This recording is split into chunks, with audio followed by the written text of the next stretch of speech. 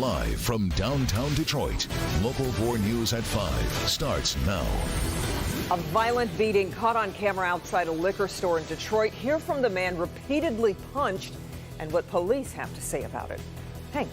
Kimberly, water turned off in a Detroit home, but the homeowner doesn't owe DWSD a dime. So what's going on here? Help me, Hank, exposing the problem and revealing a new solution. All right, Hank, but we're going to begin with breaking news in southwest Detroit. A police chase ends with troopers using deadly force to put it to a stop. Glad you're with us today at 5. Michigan State Police say the passenger in that car has now died from his injuries. The chase started at 235 at Junction and Otis and went up and down I-75 and through southwest Detroit until it ended at Fort and Springwells. Then troopers opened fire, fearing for their lives. Let's get right to Priya Mann at the scene live tonight. Priya, there's still a massive police presence out there. Yeah, Kimberly, Devin, just take a look. You have state police, Detroit police, and marked and unmarked vehicles. They have this entire area at Springwells and Fort closed off after a suspect tries using his SUV as a weapon, trying to hit police officers. That's when they opened fire. Some really dramatic moments here, all caught on camera. Take a look. We have a vehicle wanted a non-fatal shooting taken off from us. A police chase ends dramatically as officers surround an SUV with their guns drawn. One cop tries to break the window while that driver tries to hit a cop with the SUV. That's when police opened fire. As the first arriving officers got there, the first officer appeared like the vehicle was going to come and strike him, and he fired shots in his own defense. The two men in that SUV took off as soon as Detroit police turned on their sirens. The chase started near Junction at Otis in southwest Detroit. You had police cars coming from all different directions, so you were kind of caught in the middle. You didn't know whether to stay or keep going. The driver got on southbound I-75 and after a few minutes got off on Schaefer. He tries to evade police going the wrong way before getting back on the freeway. Heading northbound, the driver gets off on Springwells and narrowly avoids hitting people pulled over changing a tire.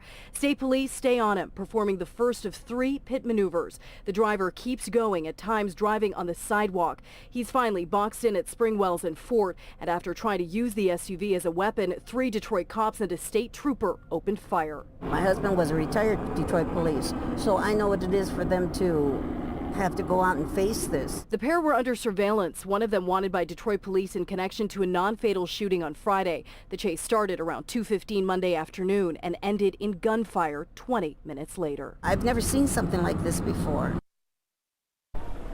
Yes, certainly dramatic moments playing out here in southwest Detroit. We have learned that the passenger in that SUV was killed. The driver was also shot. He has been taken to the hospital. Thankfully, no officers were injured and nobody else who was driving either on I-75 or area roads. No one else was injured. But again, that chase ending here at Springwells and Fort, and of course, dramatic video as officers approach that SUV with guns drawn and that driver ultimately trying to use that SUV as a weapon. And again, police were watching these two men. It's not clear if it was the driver or the passenger who may be involved in that non-fatal shooting from last Friday. But of course, we will stay on this developing story. Reporting live from southwest Detroit, I'm Priya Mann, Local 4. Yeah, just unbelievable. Okay, Priya. Now to breaking news out of Lansing, where investigators have seized the mobile devices from former Governor Snyder and 65 other officials. It's, of course, in connection with the Flint water investigation. In a warrant obtained by the Associated Press, officials seized all content from Snyder's phone, his iPad, and his computer hard drive. More, obviously, as we learn more. Yeah, indeed. Well, our other top story at 5, brand new information into the shooting death of an off-duty Detroit police sergeant. Chief Craig called Sergeant Elaine Williams a rising star on the force. She was also a mother to 2 young boys. Williams was killed inside her home overnight in Garden City. Larry Spruill following this for us today. And Larry, do we have any idea what the motive was here behind this? Good evening, Devin and Kimberly. As of right now, both Detroit Police or Garden City Police Department are not saying much about the details of this case, but here at headquarters, I want you to take a look. You can see the flags are at half-staff in honor of Sergeant Williams. I did speak with Police Chief James Craig today. He says today was a very emotional day for the headquarters. Very sad and dark day for the Detroit Police Department. As you now know, we lost one of our own, Chief James Craig addressed the media Monday afternoon, but his demeanor different as he talked about Sergeant Elaine Williams. Williams was shot and killed at her home in Garden City late Sunday night, early Monday morning. Local 4 there on scene as Garden City police say 2 people were shot. Williams died at the scene. The other person is in a hospital. Garden City police said it was a domestic situation, but Chief Craig would not talk about the details of this case.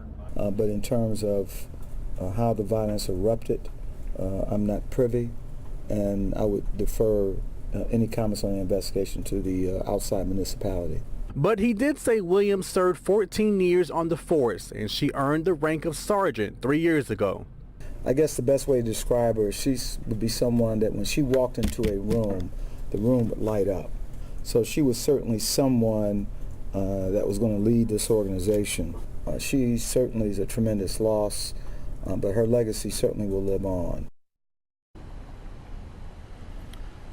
And Chief Craig did tell me that she was very involved within the force, that she helped out on career and field day and a lot of activities and organizations and events with the community. He says she will definitely be missed. We're live at headquarters tonight. Larry Sproul, Local 4. Larry, no doubt. Such a tough time for her family in blue, but also devastating for her more immediate family. Indeed, Devin. Chief Craig did tell me that he talked to her mother earlier today. She's obviously upset. He says the headquarters, the police force here would do everything they can to help out her family. Devin? Yeah, and that's a family too. All right. Video of a fight outside a liquor store in Detroit's East Side is catching fire online. In it, you can see a woman in a security guard uniform punching and tackling a man, all as a camera rolls. Rod Maloney spoke to the man getting beaten in that video and shows us how not everything is as it seems. It is troubling video. A homeless man by the name of John getting beaten up right outside the AAA party store on the east side yesterday. A woman videotaped it. Never got reported to the cops, but John says he knows why it happened. She wanted $30. $30 John Philip Bobble didn't have, but will not candy-coat this attack. No, I was so drunk, I don't know. Yeah. That's why she did it. She knew I was drunk. The woman wearing a security guard's uniform did not work for the party store. In fact, we don't know where she works. Did you owe her that money? No. She I just don't owe nobody no money. She just came and said, "Give me $30." Yeah. My people, Bitch, shut up talking to me. She was a customer. The store's owner tells Local 4 it happened yesterday just before 4:30, and he didn't know it happened until after the fact. John, today, sporting a black eye, blood on his forehead, and his nose looked broken, hangs around the store. They give him beer to help out occasionally, help keep the place neat, and he claims he allowed the woman, whom he says he knows well, to hit him without swinging back. I don't hit women. I should have hit her back, but I don't hit women. John did not say what he might have said to provoke this kind of a response, but the woman clearly was angry at him, going so far as to kick him. Now he's not so thrilled with her. Yeah, I want to press charges on. So if you didn't hear that, he says he wants to press charges. Now, we called Detroit police because they had not been called on this yesterday. John didn't call, the party store didn't call, but they did say when we called that they would send a car over there to see if they could find John, to see if he still wants to press charges. But at this point, we don't know if it's going to get there. Back to you. So, Rod, how well does John know that woman?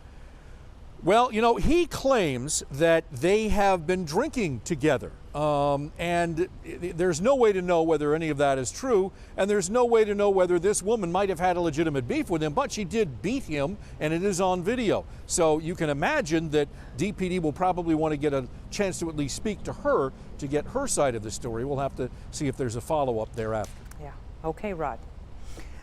A couple of crashes halting traffic in Metro Detroit today. Eastbound M59 was closed at Rochester for hours after a semi crashed into a number of cars. This is from Sky 4 showing you as all of the lanes were blocked.